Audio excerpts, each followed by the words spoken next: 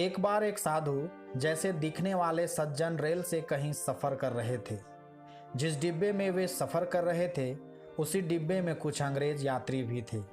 उन अंग्रेजों को साधुओं से बहुत चिढ़ थी। वे साधुओं की लगातार खूब निंदा कर रहे थे। साथ वाले साधु यात्री को भी गाली दे रहे थे।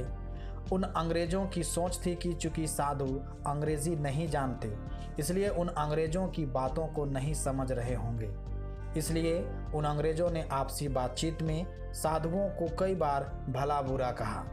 हालांकि उन दिनों की हकीकत भी यही थी कि अंग्रेजी जानने वाले साधु होते भी नहीं थे। रास्ते में एक बड़ा स्टेशन आया। उस स्टेशन पर उन सज्जन के स्वागत में हजारों लोग उपस्थित थे, जिनमें विद्वान एवं कुछ बड़े अधिकारी भी थे। वहां उपस्थित लोगों को संबोधित करने के बाद अंग्रेजी में पूछे गए प्रश्नों के उत्तर वे सज्जन फराटेदार अंग्रेजी में ही दे रहे थे। इतनी अच्छी अंग्रेजी बोलते देखकर उन अंग्रेज यात्रियों को सांप सूंघ गया जो रेल में अब तक उनकी बुराई कर रहे थे।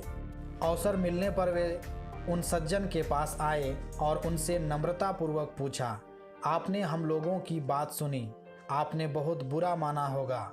वे सज्जन बहुत ही सहज शालीनता से बोले, मेरा मस्तिष्क अपने ही कार्यों में इतना अधिक व्यस्त था कि मैंने आप लोगों की बातें बिल्कुल सुनी ही नहीं और ना ही उन पर ध्यान दे सका, इसलिए मुझे बुरा मानने का अवसर ही नहीं मिला।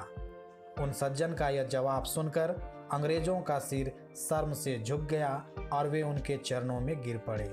वे सज्जन कोई और नहीं बल्कि स्वामी विवेकानंद जी थे। धन्यवाद।